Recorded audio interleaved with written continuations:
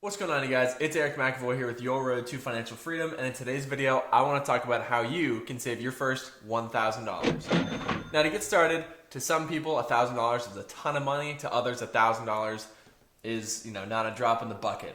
But with the audience that I'm usually speaking to, of the people trying to save money, start beginning their journey towards financial independence, you're following along, watching what I'm doing, and maybe you want to get started as well. Saving your first $1,000 can be hugely beneficial and can really kickstart your financial journey. So I do have a couple tips for you. As far as saving your first $1,000, whether that $1,000 actually means something or not, like whether you're going to use it for something, is kind of irrelevant. The point I want to get across for saving your first $1,000 is just so that you can see the power of saving and that you can see that you personally can also save money. So tip number one, when you get a paycheck, set up your bank account to automatically draft out a certain amount of that money. So let's just say you get paid every Friday. And for easy math's sake, let's say your paycheck is $1,000. Every paycheck, automatically have your bank withdraw $100 into a separate savings account. That way, every Friday morning before you wake up to check your bank account, you don't even see the money. It's already been withdrawn. And so then you're just left with that $900. That's going to be tip number one. Automate your savings and have it just automatically withdraw. Some of the benefits of that is, like I just described, you never see it. You never see the money, so you never feel like, I have to put this money away. You're automatically saving it. And so it never touches your quote unquote spending account, if that makes sense. So it's just automatically saved. It's out of sight, out of mind. You don't have to worry about it. Another benefit is, like I just said, you don't have to think about it. A lot of times when people think, I have to save money, that means I have to sit down and I have to budget and I've got to get Excel spreadsheets, all this kind of stuff.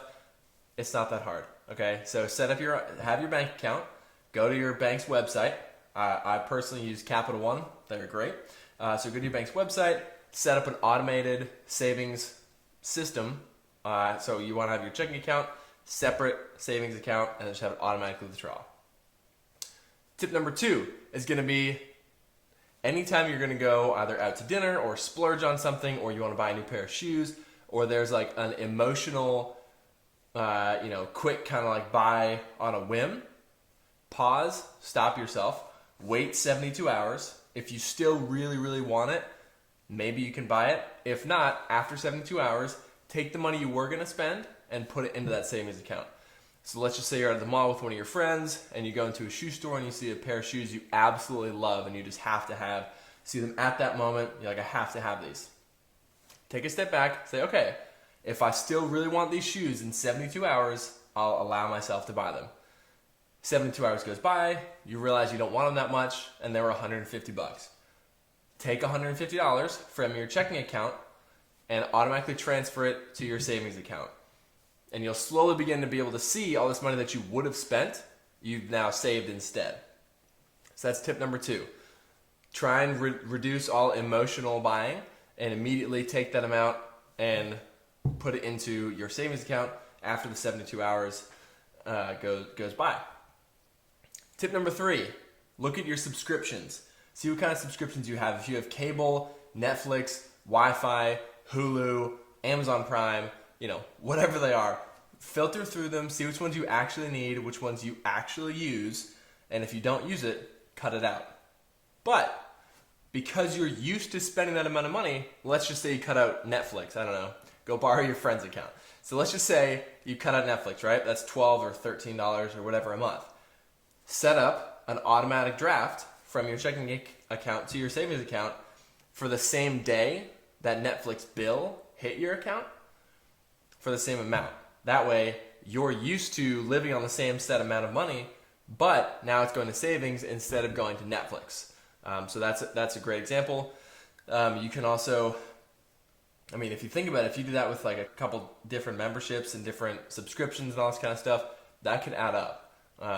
Especially because the cool thing with that is you're used to already spending that money.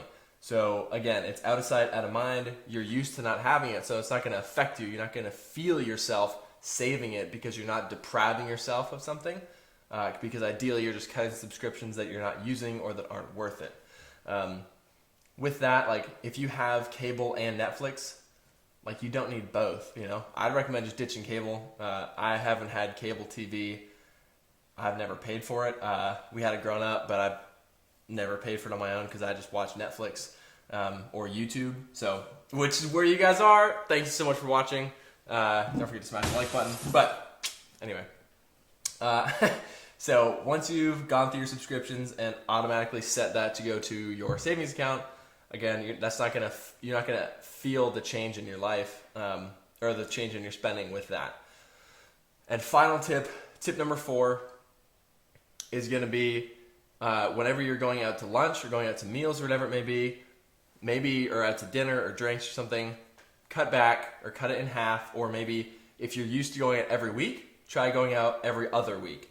So then you're saving that week that you would have gone out. And you can look back at your past 4 or 5 nights out and say, okay, on average, I spent, I don't know, $50 to $100 on dinner, drinks, and a dessert, or whatever it may be. Take that amount and just, you guessed it, automatically put it in your other account.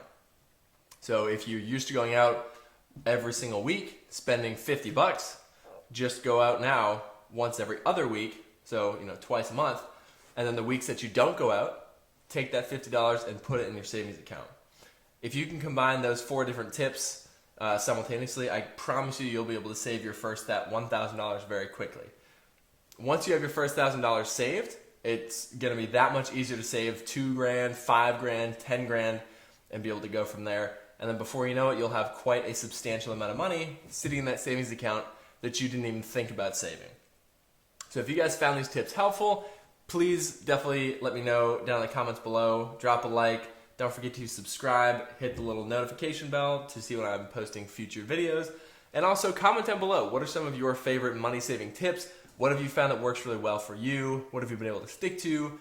Or what's something that you want to try in the future? Again, this is Eric McAvoy with Your Road to Financial Freedom. I'll see you guys in the next video.